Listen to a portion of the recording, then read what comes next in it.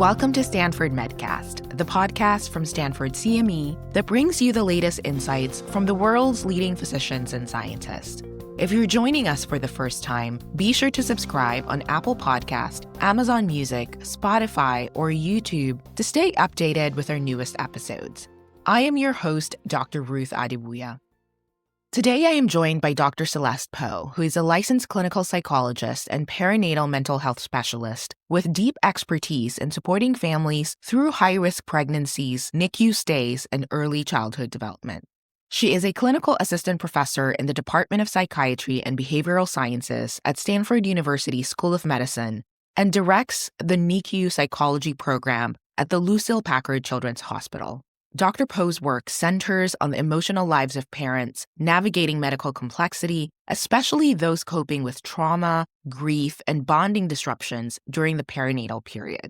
Her clinical practice and research explore family-centered care, early interventions, and the mental health needs of both birthing and non-birthing parents. Dr. Poe offers trauma-informed therapy through her private practice and speaks nationally on perinatal mental health, infant-parent attachment, and NICU psychology. Thank you so much for being here with me today. Really excited to be here. Thank you so much for the invitation. Let's start with your journey. What first inspired your focus on perinatal mental health, particularly within high-risk pregnancy and NICU settings? Even as a little girl, I was the child who loved to pretend to be a mommy. I was always a little bit mystified by the magic of mothers and babies. When I was getting my master's in marriage and family therapy, I had the opportunity to see it in action. Some of the theories that we're learning in school, just seeing it play out right in front of my eyes was absolutely incredible. I knew from that point on I didn't want to do anything else. As I continued to do that work, I recognized how many barriers and life challenges get in the way of that magic during that period of time. I've dedicated my work to supporting families who are navigating the perinatal period, but in ways that are unexpected or traumatic. That has led me into working with more high-risk populations and the NICU families. It's really moving to see how you've taken that early sense of wonder and turned it into real support for families facing some of the hardest moments.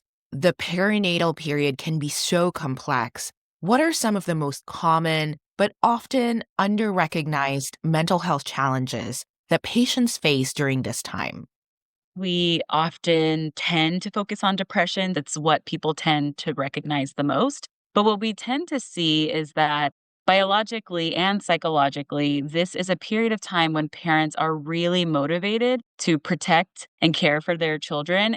Oftentimes, parents who are depressed are also experiencing a lot of anxiety and worries related to their role as a parent or the baby. This can show up in worries that are intrusive and persistent and in ways that impact their functioning and can get in the way of their everyday life. This is something that I think is underassessed, but happening just as frequently, if not more frequently, than depression. And the other thing we don't really assess because it's more of a human experience is grief. Typically, in this transition into parenthood, whether you're a first-time parent or not, the change in identity and the shift in your family dynamics is really significant because we think of it as normal or you wanted to become a parent. It's just something that you're supposed to be okay with. Oftentimes, especially with high-risk pregnancies and NICU experiences, there is a lot of unspoken grief, unresolved issues, uncertainties, things that parents typically find really helpful to speak to because it's not something that's spoken about enough. It's definitely an important reminder that it's not just about depression, but also about what you called persistent intrusive anxieties and even the grief that can come from such a massive life transition. I really liked how you framed it when you talk about the fact that it is a layered emotional experience and not just the single diagnosis. I imagine that there are still a lot of misconceptions out there.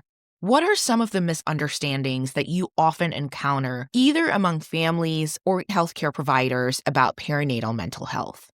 Because this time period is so complex and layered, it is sometimes difficult to determine what is typical adjustment and what is actually something where the parent could utilize some support. We see a lot of common stressors in the perinatal period for families. As healthcare providers, but also as parents, you might think that it's normal. The distinction between normal and common is really important just because something is expected to be difficult, you shouldn't be suffering through it or having to drag yourself through it. That's something that I like to correct, not only in healthcare providers who are doing some of the assessments and working with these families, but also in helping families to determine when it's time for them to seek some support. Another major piece is this idea that depression is not the only thing that can happen after having a baby. There are several other perinatal mental health disorders that can come up during this period of time. It's not just mothers or birthing parents who are at risk for experiencing some of those mental health difficulties or are impacted by those mental health difficulties. We know that fathers and non birthing parents can also experience the majority of these disorders as well. I think that even just saying the perinatal period, technically, that's a very specific period of time, the time from conception to a baby's first birthday. It's also easy to only think about these issues as being impactful during this period of time. But we know that a lot of parents enter the perinatal period already having mental health difficulties. Just because your baby turns one doesn't mean that you automatically don't feel depressed or anxious anymore. Thinking about the longer term impact as well is something that's helpful to change in terms of misconceptions. What I heard from you there is that the duration is unspecific for each person and that it is a unique experience for every patient that's going through it. I also heard the distinction when you said just because something is common doesn't mean it's normal. And I thought that was a really powerful statement. I also really appreciate you pointing out that depression is not only an emotional challenge that can arise in birthing parents, but also in partners and fathers and everyone that is impacted. Shifting gears a little bit, I want to talk specifically about NICU families because their journey adds even more layers of emotional strain. For parents of NICU babies, how does the trauma that they experience differ from other types of perinatal stress? Just because your baby's in the NICU doesn't mean you're somehow saved from the general risk that parents have for perinatal mental health disorders. Stressors like financial difficulties and understanding when to return to work or childcare issues with older siblings, those things are also still impacting NICU parents. The psychological adjustment to being a parent and bringing an additional baby into your family means that you're going to have to shift things around a bit. And that period is typically what we hear about in terms of stress. When we think about trauma specifically, trauma is defined as an experience, an event, or a set of circumstances that are well beyond your ability to cope. It's also very subjective. What one person experiences as traumatic is not necessarily what someone else would experience as traumatic. First, to start, is that not all families necessarily would describe their NICU experience as traumatic, though many of them do. For example, it could be a family whose baby was born at term and it was a very traumatic birth experience, or it was very unexpected that they had a NICU journey. For other families, it could be that the birth experience itself was traumatic in the fact that the baby was born early and needed to be in the hospital for months and months at a time, receive procedures, things like that. It's important to hear what families say in terms of how they're experiencing things. But certainly, some symptoms that we see also really help us understand and indicate, is this just a normal stressor versus is this being experienced as traumatic for the family? So some of those include the feeling as if you are re-experiencing past events in the present moment.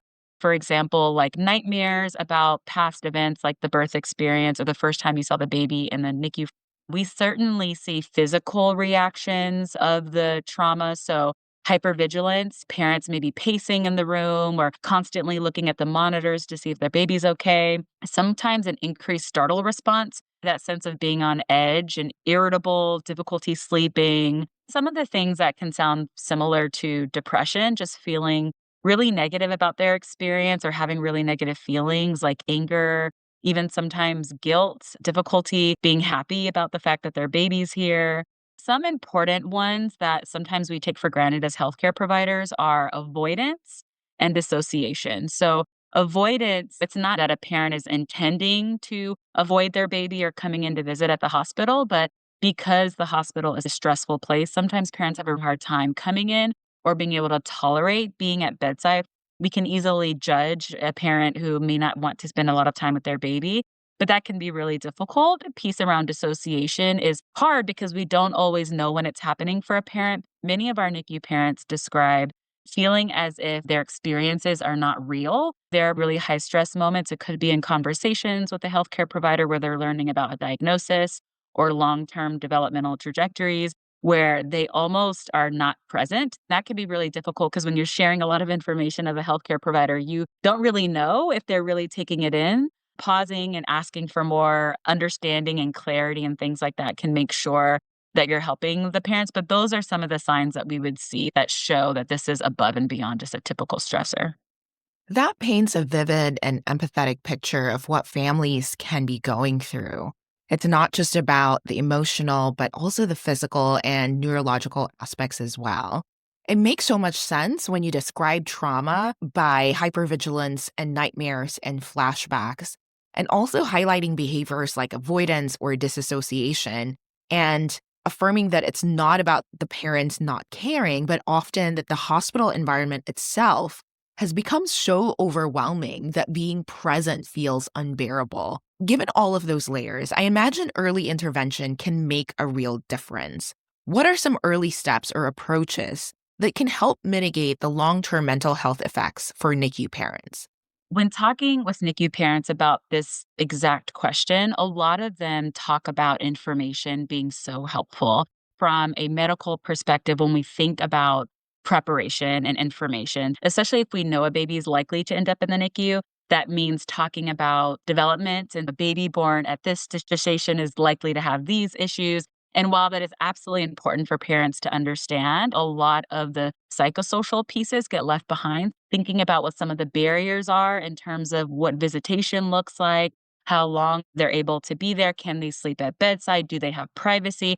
Those sorts of things that sometimes parents are not thinking about at the time of knowing that their baby might end up in the NICU. So I think really thinking about how do we help prepare them for that. That also includes helping them feel prepared with how to collaborate with the medical team, recognizing that although this is your baby, there will likely feel like there are times when this is not your baby. A lot of parents describe this as the hospital's baby and what that can feel like when you have to make decisions. And if you disagree with the medical team's perspective, how to navigate that. And then also how to lean into their role as a parent depending on the limitations of the babies. Medically, if the baby cannot be held, thinking with the parent about ways that they can still engage and feel important and valued during this time.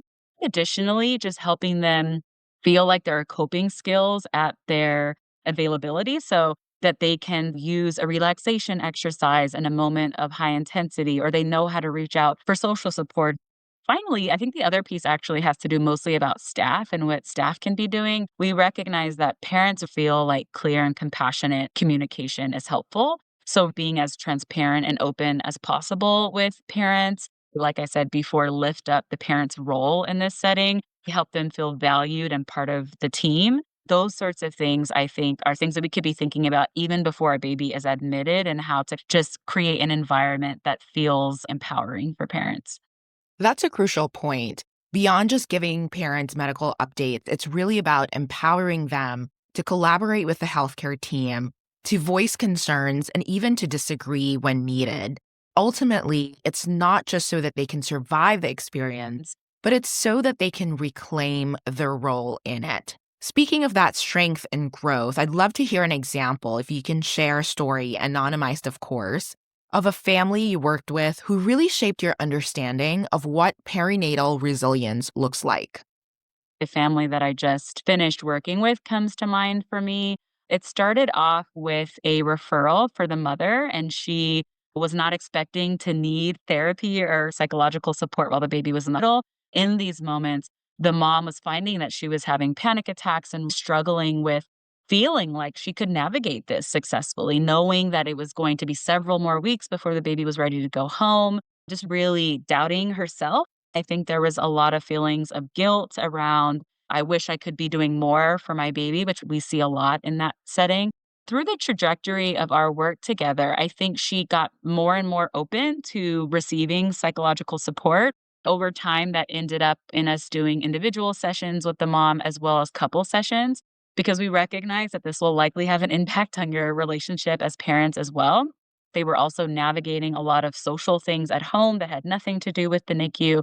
But as we navigated the experiences that they were having in the hospital over time, mom was also starting to recognize that she felt unconfident in her ability to ask for what she needed from the medical team. There would be times when she needed help with something from a nurse, but she wouldn't speak up because she wanted to be the good parent in that setting. A lot of our work included her feeling more empowered to not only navigate the ups and downs emotionally and feeling like she was strong enough to be the parent she wanted to be in this setting, but also how to show up with the medical team. I remember there was a care conference that we had with several providers where she was in the front of the room and she was speaking up and she led the meeting. And her social worker and I were just so impressed because we remember how nervous she was to ask some of these questions. So by the end of their hospital stay, she was feeling so much more confident with expressing concerns, feeling like she was a part of the medical team, but I think also feeling more confident that even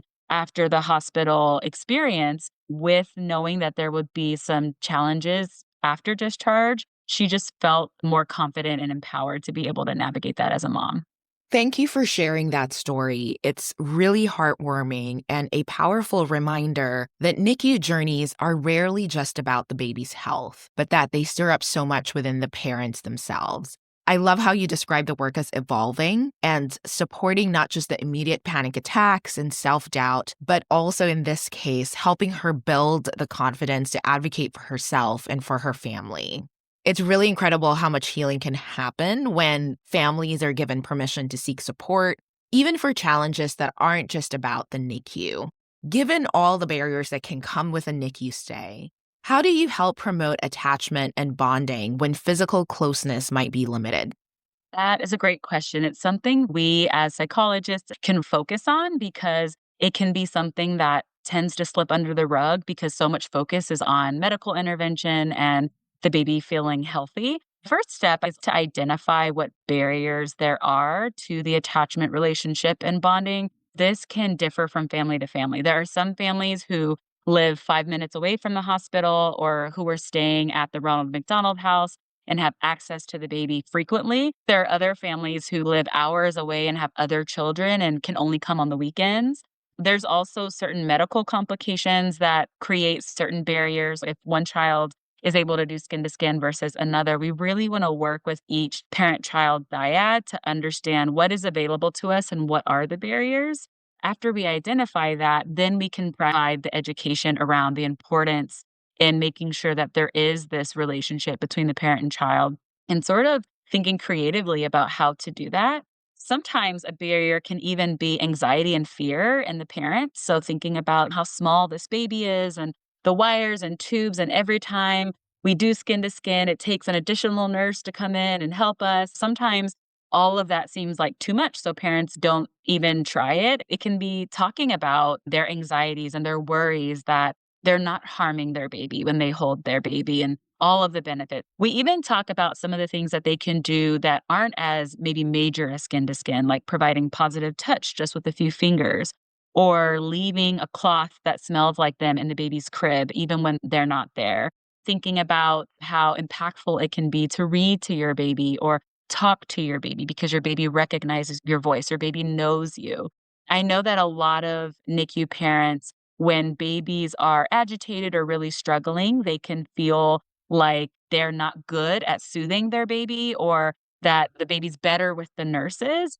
Reframing some of that thinking and supporting parents and understanding, again, their important value at the most basic level, teaching and supporting parents and how to read babies' cues, how to understand what stage developmentally their baby's at, and according to that stage, what their baby can tolerate, what their baby needs, and how to be responsive to those needs. Those are the small little building blocks that over time helps with attachment and bonding. A practical response and a compassionate approach for parents. Instead of forcing this one-size-fits-all solution, you're really meeting each family where they are, whether the barrier is physical, medical, or emotional. When you talked about thinking creatively about connection, it shows that even small gestures can have such a profound impact on bonding during such an overwhelming time. You mentioned earlier that it's not just birthing parents who are affected, and I'd love to explore that more. What mental health needs do you see in NICU fathers or non-birthing parents or partners that often gets overlooked? And how can clinicians better engage them as well as extended family members as part of the caregiving team? It's important to recognize that the same sort of mental health difficulties that we see in mothers and birthing parents, like depression, anxiety, traumatic stress, those things can happen in fathers and non birthing parents as well. And we actually often see that parents are at increased risk of experiencing their own mental health difficulties during this time when the mother or birthing parent is experiencing some difficulties. So, understanding some of the pressures and expectations that fathers have in supporting the emotional well being of the mother and the birthing parent, while also navigating their own mental health during this period of time. Oftentimes, fathers are also expected and needed to support older siblings or go back to work because of financial difficulties. We often see that fathers are bouncing back and forth among different settings and really have a lot of responsibility on their plate. This is really difficult because our mental health system, but as well as society at large, doesn't always give parents the equal amount of space and attention around the perinatal period. When we're checking in on a new parent, it's usually the new mother. What this means is that fathers feel that and they recognize that it feels like there is a priority for the mother or the birthing parent. Sometimes fathers struggle with knowing what their role is or how they fit in general. But certainly when they are struggling, do they have space to express that? Is there resources and support out there for them? Oftentimes the baby is the patient. And so what that means is that we're providing support to the entire family. That sort of approach is important even before babies are born, how we think about them as a pregnant family or a postpartum family and support them and invite fathers in and helping them to understand what their role is, encouraging them, and then providing resources specifically for fathers and knowing how to go back to work while your baby's still in the NICU or financial supports, things like that could alleviate some of the stressors that they have. What I'm hearing from you is that mental health challenges don't really discriminate by gender or role, and yet our systems still tend to center the mother or the birthing parent, while unintentionally perhaps shielding or sidelining some of the partners. I appreciate how you named this emotional load that fathers or partners can carry. And I think it's such a call to action for clinicians and healthcare systems to really shift from parent centered to truly family centered care. I'd love to hear more about the tools you've found most helpful. What therapeutic approaches or interventions have you seen work well in supporting perinatal mental health, especially in high acuity medical settings like the NICU? First and foremost, having the approach of a culturally responsive, flexible intervention is really important. Understanding that there's no one size fits all and that we need to be taking it one family at a time. The other piece is being trauma informed and grief sensitive. So, understanding the impact of trauma and grief and how that can show up differently in different families.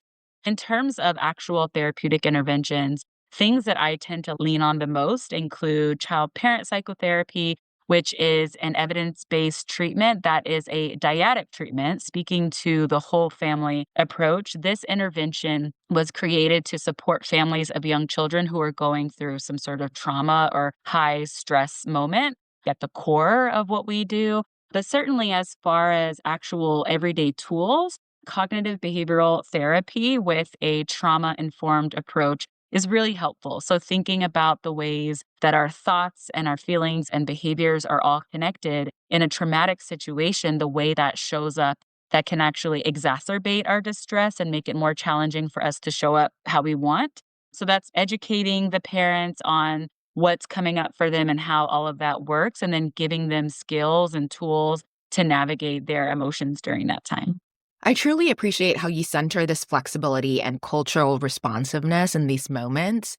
There's no one right way for families to show up emotionally, and all of the tools that you mentioned can really be adapted to meet each family's unique needs, not just about treating the symptoms, but really restoring connection and agency.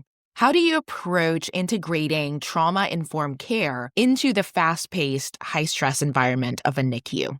This is a major part of our role. So, most broadly, it's really thinking about unit culture. When we tell families that there is a psychologist and that this is available to you, we're telling them that we care about how you're doing as parents and we have a resource here available to you.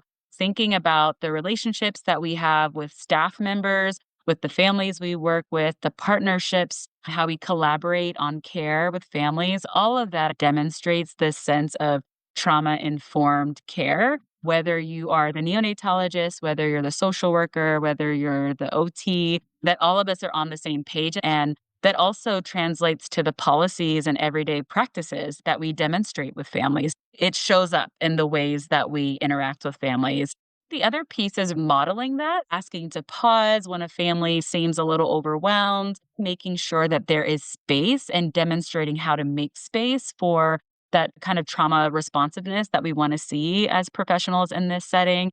It's also providing education to staff, as we talked about with the different symptoms of traumatic stress. This is not always at the top of mind, especially in an intensive care unit where we're so focused on the child's well being. Providing education and thinking about how, as a nurse or how, as a physical therapist, you can demonstrate that trauma informed care. That's part of our role. The third piece is being able to support staff well being, recognizing and having the humility to note that this traumatic setting can impact us as providers as well. And creating a safe space for staff to debrief if they've had a really difficult situation, if they've lost a baby, if they're navigating how to support a family, being a space that they can come to and receive that psychological support as well. Let's talk bigger picture. What kinds of structural changes would you like to see across hospital systems to better support the psychological needs of new parents? One thing that we've actually been able to do now that we are doing some construction and upgrading our NICU is provide families with individual rooms. So having a truly private space is important. Not only are they able to be less stimulated, they might be more comfortable with actually seeking support or having emotional conversations because they feel safe. The other things around logistics that we see getting in the way of parents include transportation difficulties, getting into the hospital, childcare. It would be incredible if we had childcare at the hospital. I know we're probably a long way from that, but I think that is such a challenge for families. One of the things that as we worked with families before the baby's born, to after the baby's born, to after the baby discharges, for our NICU families, we recognize how siloed our systems are. So whether it is OB and the NICU and the pediatrician's office, I feel like really integrating those systems much better and making sure that families don't feel the responsibility to carry over information and concerns and all of that throughout those different systems of care. On that note, just the continuity of care. So, not only being able to provide psychological support in the NICU, but if we know that a baby is likely to end up in the NICU, can we start early? Can we start as soon as a fetal diagnosis is given or as soon as a mother needs to be hospitalized? And then can we certainly follow them after discharge because we know that mental health difficulties for NICU families do not stop after they discharge from the hospital. Finally, I think greater access to medication support. Oftentimes, in general, most NICUs do not have psychological support, even a psychologist, but certainly for families who are really suffering and could benefit from medication just to kind of take the edge off and then be able to work on some of the things that they'd like to work on, that can be truly a life-saving intervention. It's quite a long wish list, but every one of those changes reflects such a deep understanding of what families actually need, and it's really about reducing barriers to care. I'm glad that you mentioned access to medication because even short-term support for those families can truly be life-changing. It's about giving parents every possible tool to cope, to be able to connect and also to heal. With all of that in mind and the wish list that you just mentioned, if you could implement just one policy tomorrow to better protect perinatal mental health, what would it be? One of the biggest barriers I see is just not enough paid family leave for parents. NICU families have to make the impossible decision about when and how to take time off when their baby's not even home yet, and really trying to play Tetris with paid family leave and baby bonding time and disability and all of that is not something that they should have on their shoulders on top of wondering if their baby is going to be okay. And really also making that equally available to fathers and partners as well. So many times families are forced to go back to work in the middle of their baby being in the hospital, and it just adds an additional layer of stress and difficulty for them to actually take care of their emotional and psychological health. What a critical call out on paid family leave. It's not just a policy issue, and I think you'll agree. It's really about a mental health intervention. And as you have referred throughout this conversation, for NICU families especially, that pressure to time their leave around unpredictable medical needs is just so heartbreaking, and no parent should have to choose between their baby's care and their financial stability. And making that leave equitable for all parents is essential if we are really serious about supporting the entire family system. Dr. Poe, thank you so much for sharing your wisdom, your compassion, and also your deep expertise on this topic. This has been such a powerful reminder that supporting perinatal mental health means more than just treating symptoms. It's about changing systems, it's about listening deeply, and creating spaces for families to heal.